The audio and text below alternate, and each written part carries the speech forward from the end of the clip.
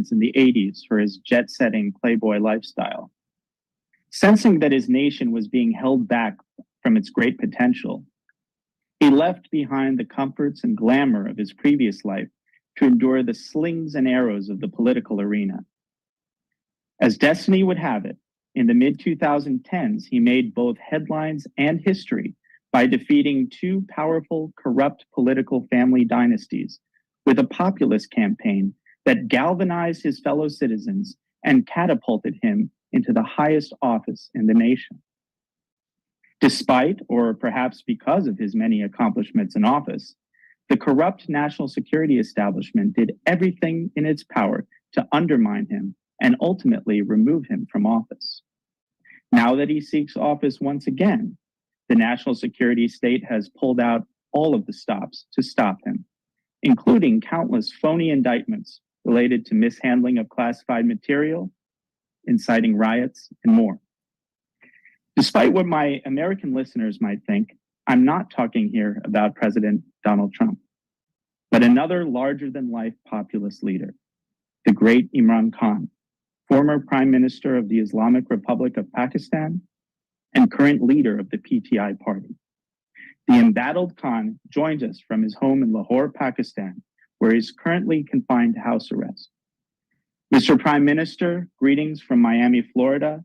It is an absolute honor to be speaking with you. My pleasure, Darren. Look forward. No, we have a lot of interesting material to cover. And of course, we want to hear about your condition and the persecution of you and your supporters in particular. And obviously more about the plot to remove you from power by the Pakistani deep state and maybe even elements of the US government. But before all of that, I'd like to take us back to the journey leading to July 26, 2018, the date you were elected prime minister. Now, as I alluded to, you defeated two entrenched political dynasties and families, Bhutto and Sharif, in your electoral victory. Can you please explain to the audience what it meant for someone not from these families or from the military to rule Pakistan? What was the agenda you ran on, and what are your proudest accomplishments in office? Well, Darren, I formed my movement for justice. That was my party 27 years ago. And reason I called it Movement for Justice is because, being a student of politics, political history, and especially my getting exposure as a teenager to England, where I went to study, and as well as I used to play professional sport. I found out that the only difference between prosperous countries and poor countries is rule of law. Countries that have a just system, where where the weak are protected from the strong by the constitution and the judiciary, and where the powerful are brought under the rule of law, they prosper. Those countries forge ahead of other countries, which despite all the resources remain poor because they do not have rule of law.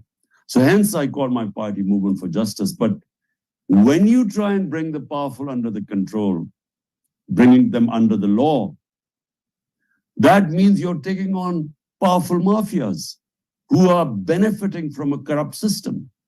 So,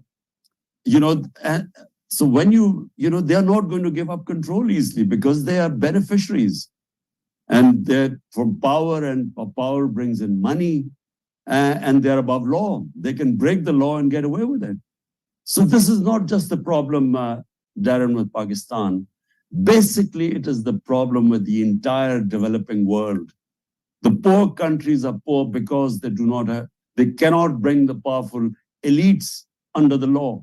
And so the elites of the poor countries siphon off, plunder the country, take their wealth and take them to offshore accounts and Western capitals. So basically, the poor countries are being plundered by their ruling elites because they're above law. So this was my struggle, and I was always going to come up against those those powerful elites who did not want to be brought under the law. And that's what I am facing right now. Indeed, indeed. And unfortunately, I'd have to say it's not only an issue with developing countries. We certainly have our own issues with deep corruption in the United States as well, which maybe we could get into later. And before we move on, I'm just curious, what are some of your proudest accomplishments while in office, some of the struggles that you had economically, and maybe some of the progress you made in combating this deeply entrenched corruption that you speak of? Well, first, let me tell you where I failed. I failed to bring the powerful under the law because unfortunately, while I had the responsibility, the actual veto power belonged to the army chief. And he was not interested in accountability of the powerful. So because he was not interested, I'm afraid I failed there because I had a weak government. In other words, in a parliamentary democracy, if you have a coalition government with a very thin majority, then it is very difficult to make powerful decisions because you can always be destabilized. And in the end, we were destabilized by the powerful. They destabilized my government, and so I was removed. But that is where I failed. I mean, I'm saying I failed in bringing rule of law because I just did not have a strong enough government in a parliamentary democracy. But where did I guess my biggest achievement was dealing with the COVID-19 pandemic. Remember, it ravaged most of the world, and it ravaged two of our neighbors. I mean, India suffered massively from COVID-19, and so did Iran on the other side, on the east and west. But Pakistan was one of the 3 top countries in the world which handled the pandemic the best. We saved our people from the devastating impact on our hospitals. Remember, the hospitals were overrun. In Pakistan, our hospitals were never overrun the way we dealt with it. But we also saved our economy. I mean, we were the ones to recover the fastest from the impact on the economy of the pandemic. And also, we saved our poor people because pandemic really caused a lot of poverty.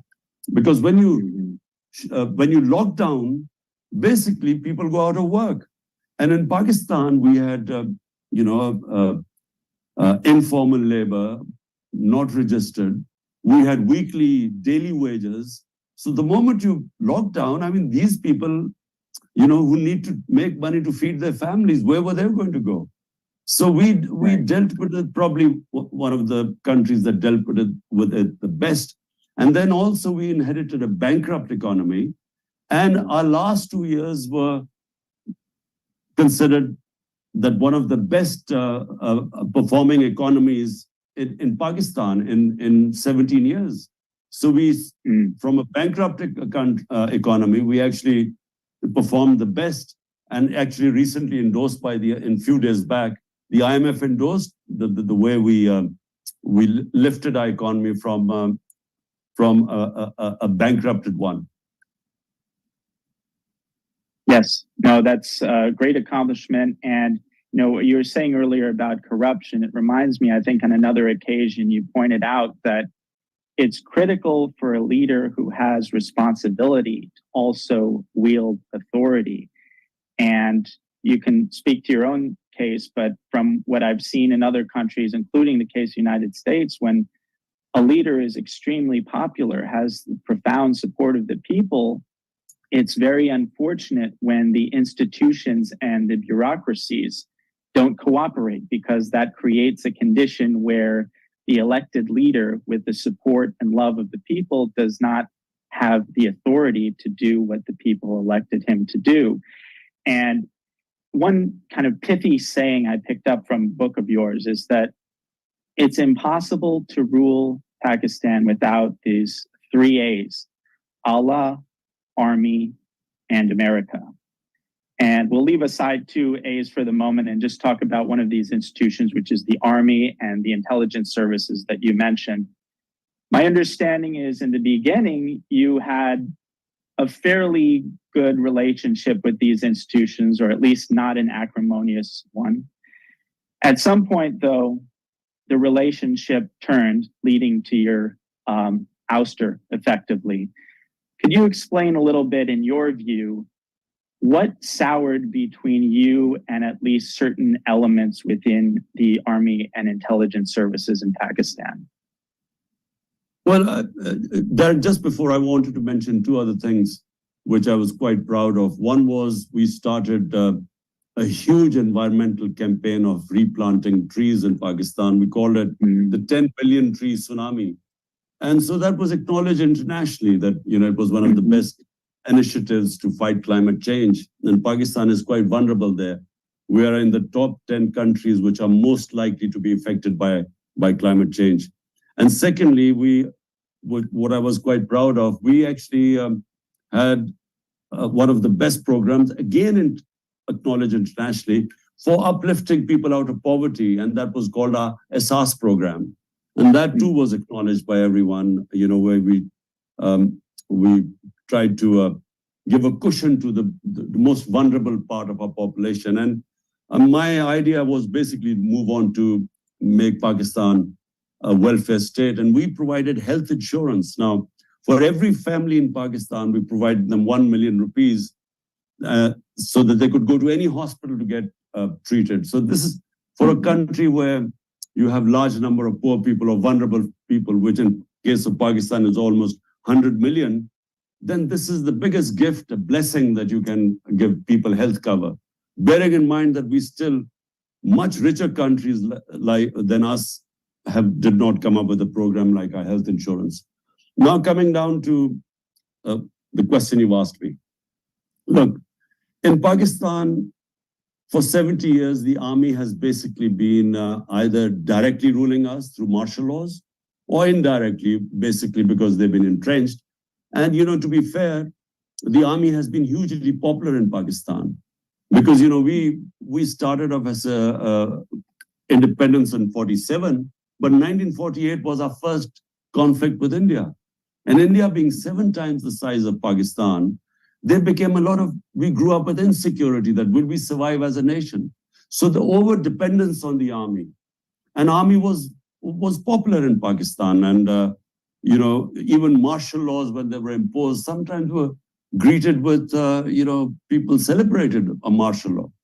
But gradually over a period of time, and specifically in the last 20 years, the realization came in this country, and, as your thought process evolves through your past experiences, the idea that, yes, martial law, we used to welcome them, but it was like dealing with cancer with disprin.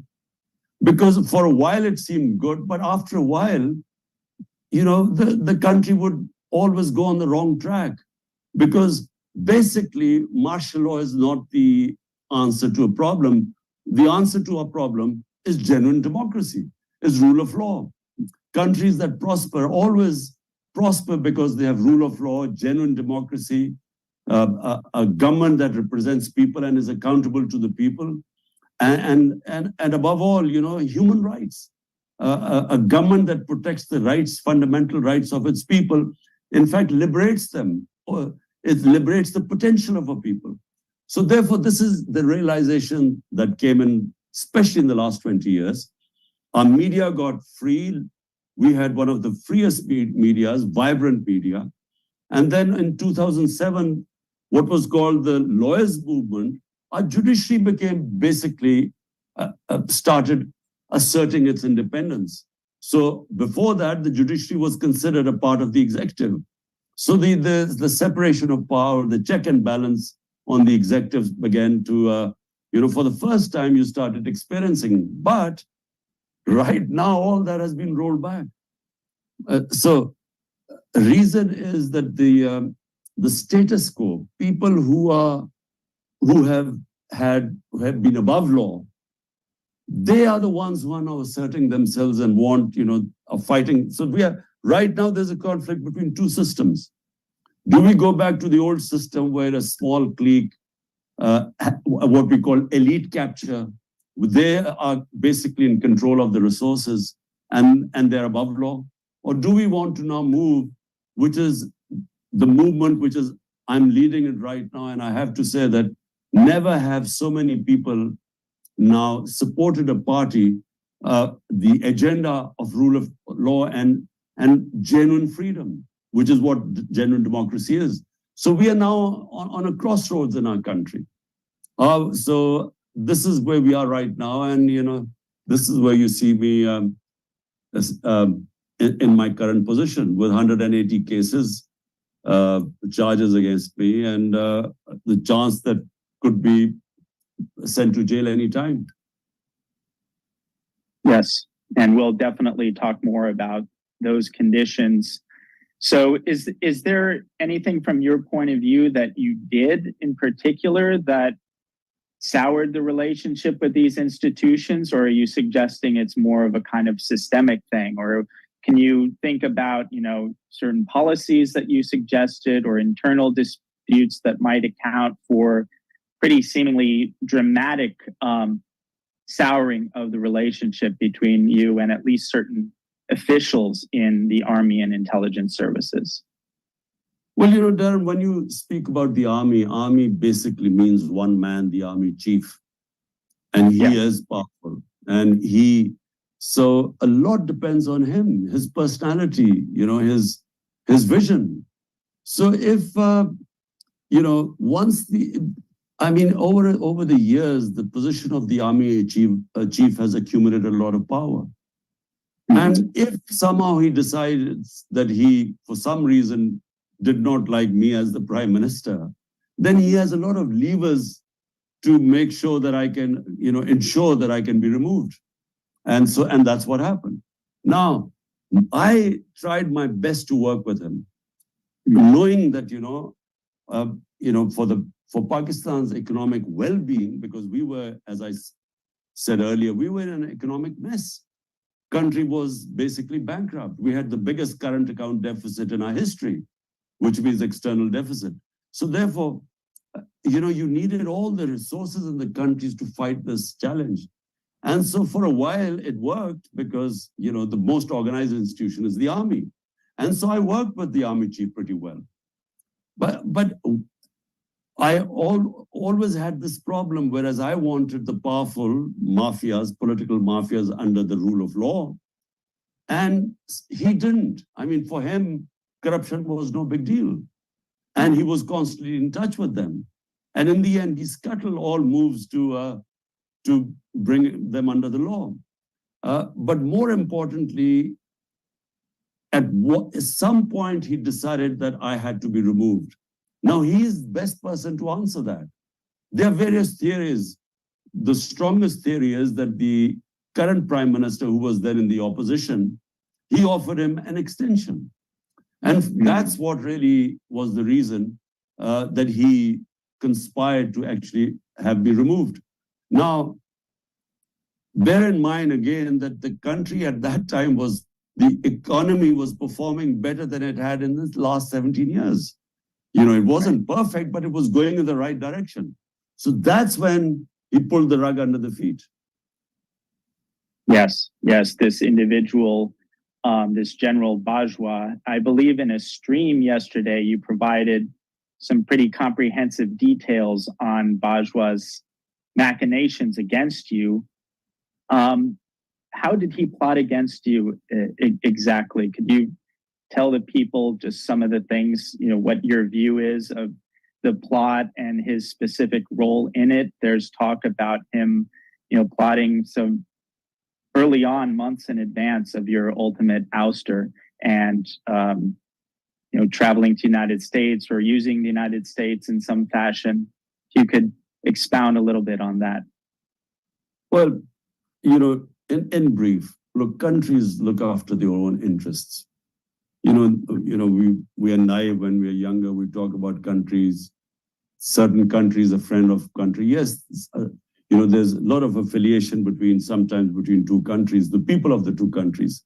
But eventually, countries make decisions on what is their interest. So, in a nutshell, what General Bajwa did by hiring this this lobbyist, in the United States, and me not knowing that he had hired him. I mean, it's only afterwards, after my government was removed, that we discovered that he had been formally hired by Pakistan to lobby for Pakistan. And he basically, the whole idea was to convince the Americans that I was anti-American. So I was against their interest. So that's what happened. And, they apparently thought that the reason I went to Russia was because I had decided, not because it was all the stakeholders, the Foreign Office, everyone was on board to take a decision that we should improve our relationship with Russia. For various reasons, we had a pipeline, north-south pipeline, which the Russian company were most qualified to make in Pakistan. Then we wanted try to get a concession on importing oil from Russia, as India did. And then we needed 2 million tons of wheat from Russians. So that's how the trip was planned.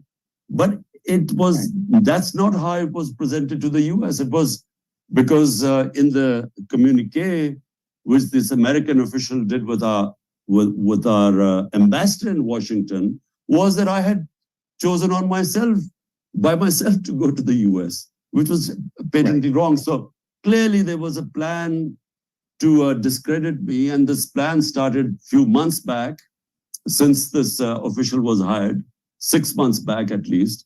And he had also had an agreement with the current prime minister that he would probably get an extension. So now, I mean, some of the ministers sitting in the government are openly saying that General Bajwa had decided to get rid of me even earlier than that, even earlier than 6 months. And so that's what happened. Yes, no, that's very interesting. And, there are even rumors, maybe you can address this, that Bajwa himself was encouraging this very visit to Russia that you speak about, that's become the subject of such controversy. Is that accurate?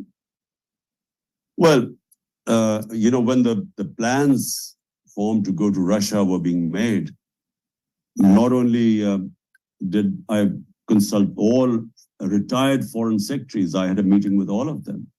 And all of them said for the future of Pakistan, because of the things I've said, oil, pipeline, wheat, we needed to improve our relationship with them. So it was all the foreign secretaries, the Foreign Office was on board. And then the military needed some hardware from Russia. So that was another reason. But, just before leaving, when I was supposed to leave for Russia, the evening before, there was some movement, in Russian troops in, I think, Donbass or something like that. And I called up the army chief, General Bajwa, in the morning before leaving. I said, should I go? Because, there's tensions seem to have increased. The invasion took place when I was actually there the next day. So he said, oh, we've made consultation with my other colleagues, and I think you should go. So that's how I went. Right. And by the way, just, my own view on this, I think a lot of people think this, it's not a criminal thing to visit Russia. That's what leaders do, is they visit other countries and they make agreements and of mutual benefit. And, correct me if I'm wrong, but a simple visit for various agreements that was scheduled before this invasion even took place, that's not necessarily a sign that you're supporting the invasion. Well, Darren, when you have state visits, they are planned months ahead, because there's a lot of preliminary work that needs to be done before actually the head of state visits another country. Right. So clearly it wasn't a spontaneous move, which is what it appeared from the conversation between our ambassador and the American official. Right. And it appeared that I had taken this decision on my own. And secondly, the timing was bad. I wasn't supposed to know that, hours before my meeting with President Putin, Russia would invade Ukraine. How was I supposed to know? It was bad timing. And I guess, once a war starts and people take sides, then there is then there was a feeling that, how could the Pakistan Prime Minister be there at the time? But, as I said, it wasn't planned. I mean, I wasn't supposed to know what, the timing of the war. Right. Putin didn't text you beforehand telling you that there's going to be an invasion the next day, I'm assuming. Had he asked my advice, I can tell you, Darren, I'm someone who does not believe in wars solving problems. I'm not one of those who believes. I mean, I have always advised, there were the heads of states in the Middle East who I met. And I tried my best to sort of reduce tensions between our neighbors and, friendly states. Turkey had problems with some Middle Eastern states. So I tried my best. And I'm a firm believer that, you can start a conflict, but you do not have control how long it takes. And I'm a student of history. So we have seen my country getting into conflicts, even internal conflicts, when we've used military solutions with our own people. It's always been a disaster. You go to solve one problem, you create a host of other problems when you use military. So, here's someone who always has been against military solutions.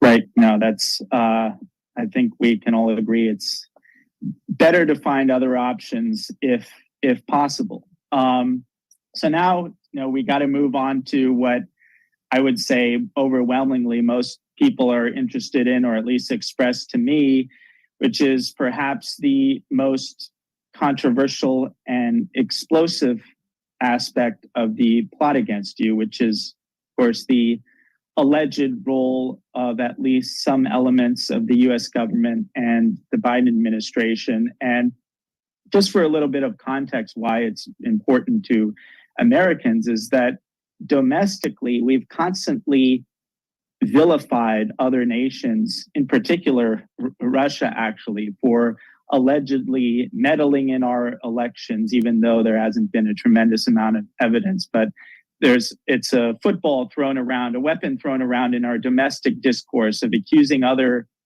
countries of meddling in our elections.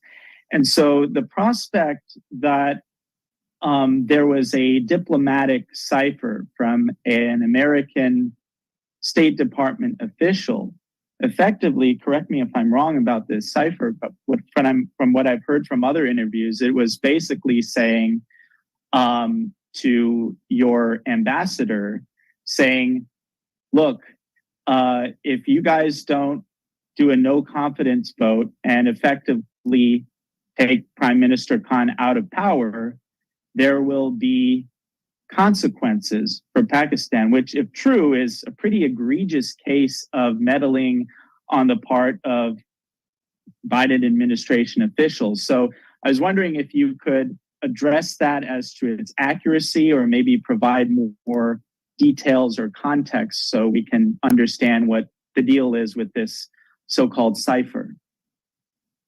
Look, Darren, let me first say something that, look, US is Pakistan's biggest trading partner. Pakistan exports more to the US than any other country. And secondly, one of the most powerful expatriate Pakistan communities are the Pakistani American community. They are one of the most powerful, influential communities of Pakistanis living abroad. So Pakistan should always have good relationship with the United States.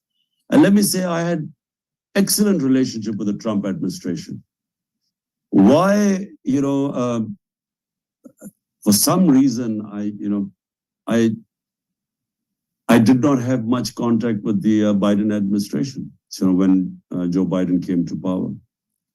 And so what is the lead up to what is the whole cipher controversy? My feeling is that the US was made to realize once the army chief had decided that I had to go, and when he hired this lobbyist, under my government and me not knowing that he had hired this lobbyist. So I think they made the Biden administration feel that Imran Khan was anti-American. Mm. Now, I think that is the reason why the cipher originated from Washington. This conversation, an official conversation between the Undersecretary of State and Pakistani Ambassador Asad Majid. Mm-hmm. And so when I received the cipher, I have to say I was, shocked. Right. I mean, you not get, a prime minister does not get a communique from his ambassador saying that the official from this other country is telling the ambassador that unless they get rid of the prime minister, there would be consequences of Pakistan. So, I mean, who would not be shocked? Right. I mean, but then when I wondered that how could he be, the ambassador couldn't get rid of me. So, the Foreign Office can't get rid of the prime minister. So who was this meant for? And it was clear it was meant for General Bajwa. The cipher was meant for him. That, it was, I should be gotten rid of in a vote of no confidence. And the next day, the vote of no confidence was tabled in the National Assembly. And, right. Literally the next day, right? Exactly the next day. And within weeks, the government was gone. That's amazing. So just for people listening, just to make sure that the point drives home, there is a cipher, a letter from U.S. diplomatic officials saying, have a vote of no confidence to get rid of Prime Minister Khan, basically overthrow the government, or there will be consequences. And literally the next day is when this vote was proposed. Cipher means, just for the audience, cipher is a secret codified message given by the ambassador to the Foreign Office. So it is a conversation, official conversation, which is recorded. And then that conversation is sent through this coded message, which is called a cipher. It is to the Foreign Office, and of course it reaches the Prime Minister. So the WikiLeaks, what was WikiLeaks? It was this communication became exposed. And that's what the leak was about, the conversation between the US ambassadors and what they were sending to the State Department. So that's what called a cipher. So yeah, absolutely. So yes, exactly. I mean, this conversation was reported to me through the cipher, and yes, that's what it said.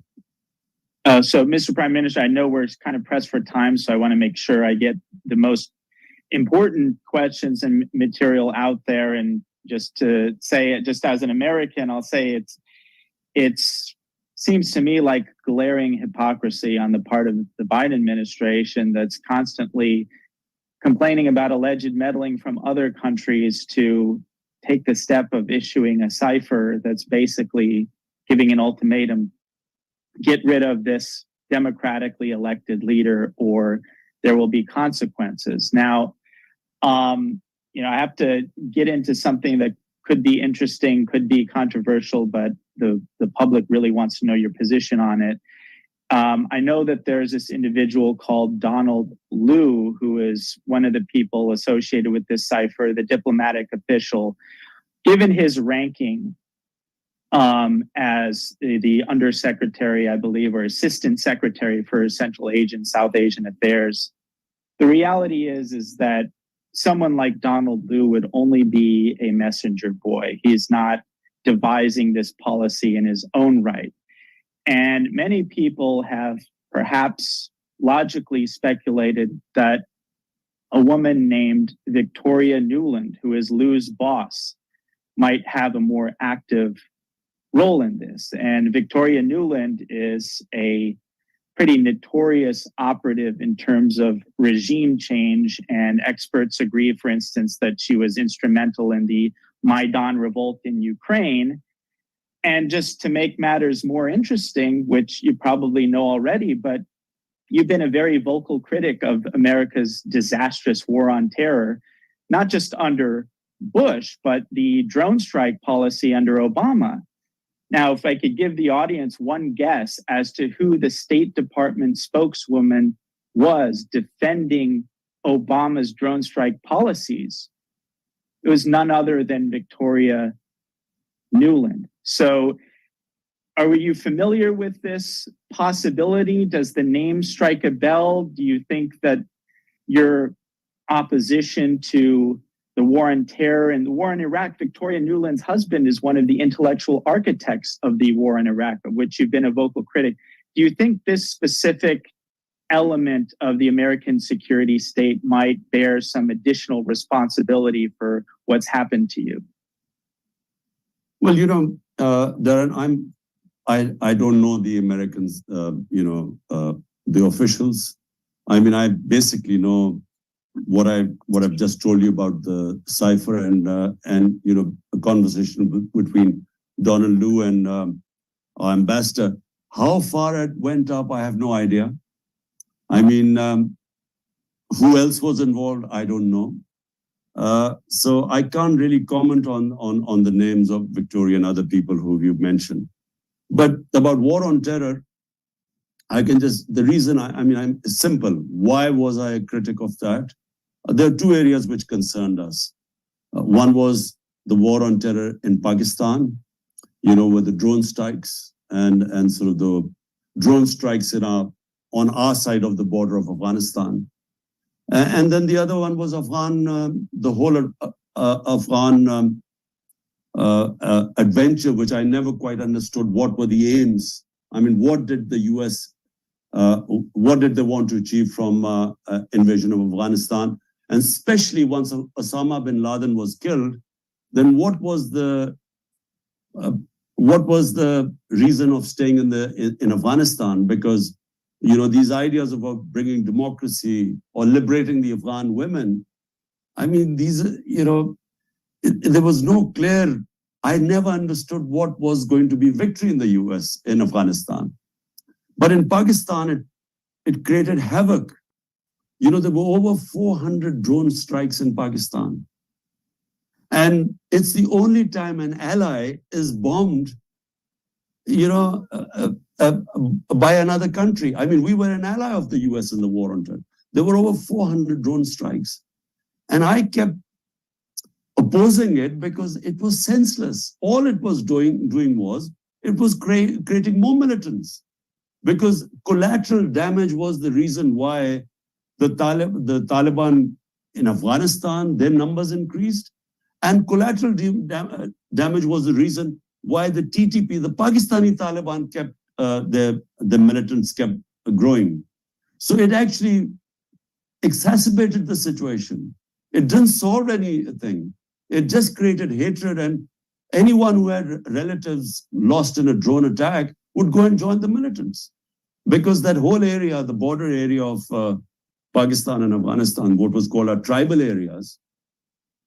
I mean, when you had a drone attack in a village, clearly it, in trying to kill one or two militants, it also killed a lot of innocent people. So in trying to avenge the deaths, they would then become part of the militants and take revenge against Pakistan's security forces. So we lost 80,000 people in that war on terror. I mean, which ally of the US would have paid such a heavy cost for becoming an ally? 80,000 Pakistanis died, over $100 billion lost to the economy. So I opposed simply for that reason, because, I'm a Pakistani, and my first thing should be to preserve Pakistani lives and Pakistani property and damage to this country. And we were the collateral damage of the Afghan war.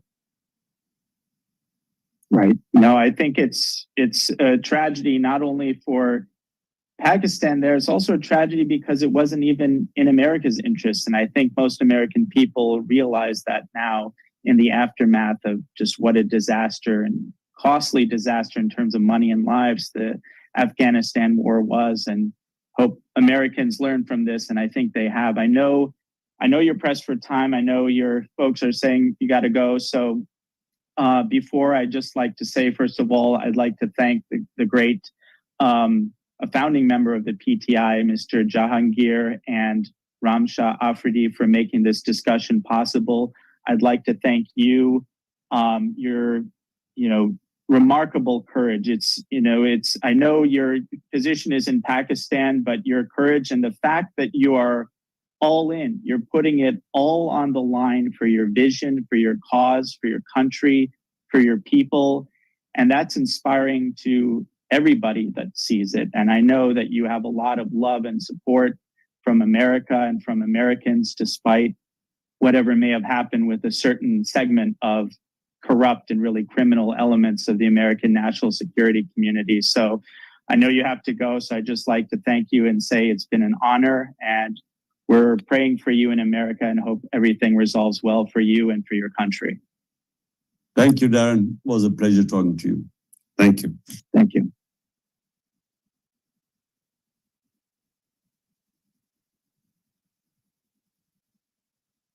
Okay, that's a wrap. Hope everyone enjoyed it.